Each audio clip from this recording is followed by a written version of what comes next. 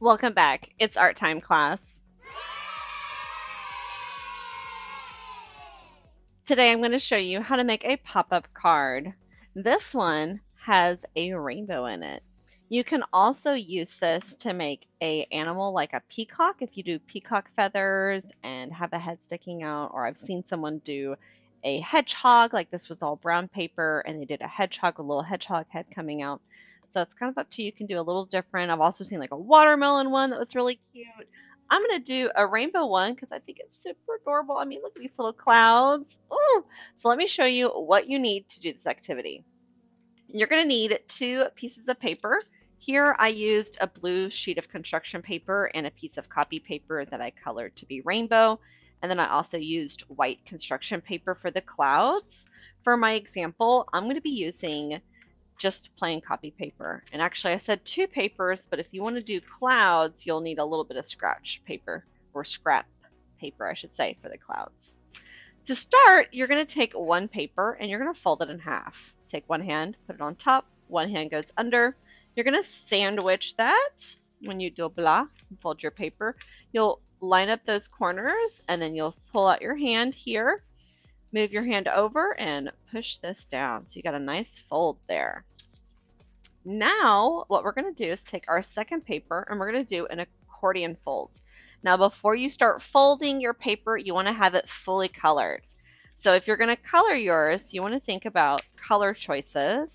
And this versus this, if you're going for the rainbow. So if you want to make a rainbow like on my paper, you need to color yours to look like this. Because when you fold it up in your accordion folds, you will fold it in half. And when you fold it in half like this, you got that nice rainbow going on. Versus if you do red, orange, yellow, green, blue, purple without changing colors, it's going to look a little different like this, okay? So keep in mind, before you start folding this paper, you need to color and decorate it.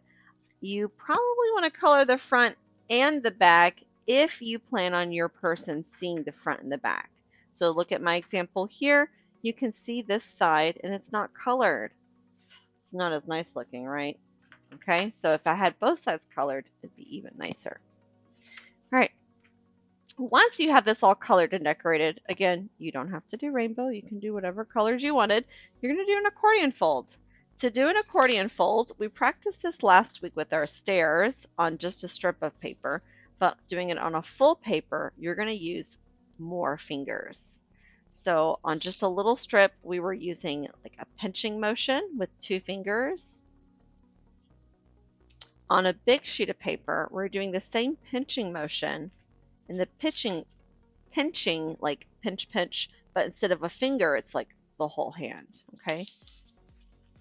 So I'm going to fold up a little bit, and I can flip this and fold up again. That is going to be the easiest. If you're a kindergartner or a first grader and you're a parent at home helping them, encourage them to flip their paper over. Some of them aren't going to want to do that. They think they can do it a different way. This is going to be the neatest way to keep it neat and orderly, is to flip your paper. But of course, if you feel like you want to fold under as well, go for it. You are definitely welcome to fold under and over to make your accordion or zigzag folds. Okay. Oh, see, it got a little messy there. It's because I'm not doing it the exact same each time. All right. It's still going to look cool. It's still going to be nice. Now you see how thick this is? It's about a little thicker than my thumb. It's up to you. This one, see, it's like a little thinner, or it's just the thickness of my thumb. The thinner your fold is, the littler those folds are, the harder it's going to be to maintain that straight fold. So the thicker it is, the easier it's going to be. So if you're finding this is difficult at home, make your folds a little bigger. Your folds don't need to be as little as this one. They can be bigger like this. It's still going to look awesome. Once you're done with that, you're going to fold this in half. Now, a lot of students like to staple this. Do not staple this. We don't want to put little pieces of metal in our art if we can help it. We like to fan ourselves with it, and that's a lot of fun. For this, what we're going to do is add a little glue to it. So I'm going to do a dot, and a little dot there. I'm going to smear those dots of glue. And then I'm going to press and hold 1, 2, 3, 4, 5. All right, this way there's no little bits of metal inside of our art. That's nice. Now this might want to open up, and a way to help keep that from happening is to take a little piece of like scratch paper that you have, make a little Band-Aid for it by putting a little glue, smear, smear, smear. And on this fold, I'm going to fold this over like that. That's really going to keep these from splitting and opening up again, okay? Because I want that to always be together.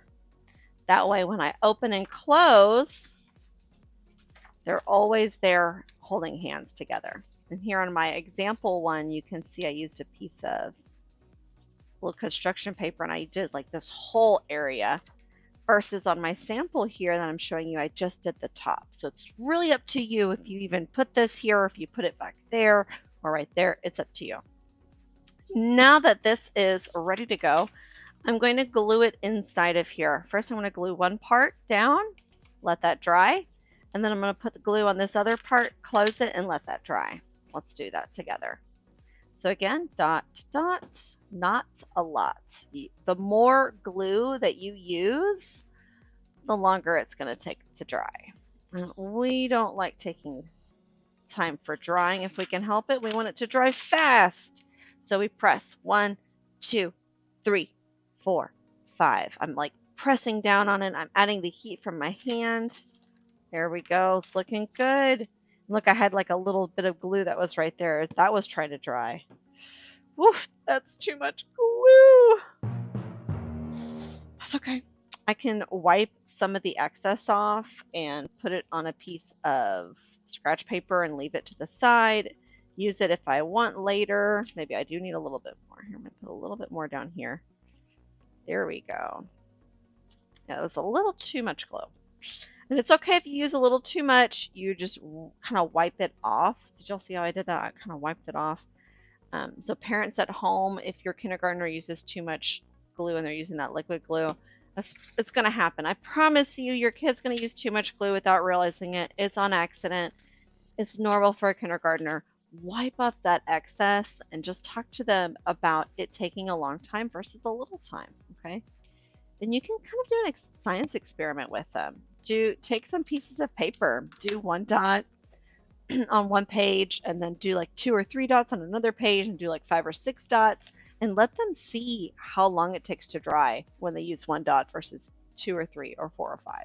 Like it makes a difference, and it helps for them to see that difference. To make those mistakes, it's awesome because we learn so much from our mistakes when we make mistakes. So be ready for those mistakes, parents. If you're at home working with glue with your student, they're going to use a lot of glue, and it's okay. It's safe and non-toxic. You don't even need soap to get rid of this. You just need water. Soap's going to help it wash away faster.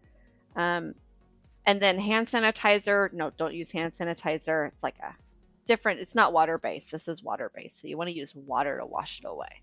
Okay. So this is how you do that.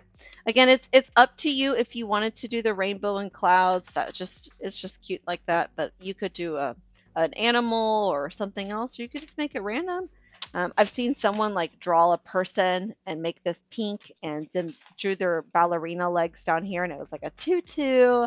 I've seen someone do a clown head up here, and then this is like the fun thing that goes around the neck of the clown, and then they have the rest of the clown body at the bottom. It's up to you how you decorate it, guys. Thank you so much for having fun with me. This was so fun. And I think it's fun and easy. You know, the accordion fold, the zigzag folds. It's just a great little fun project for a pop-up card. Until next time, guys, keep being creative.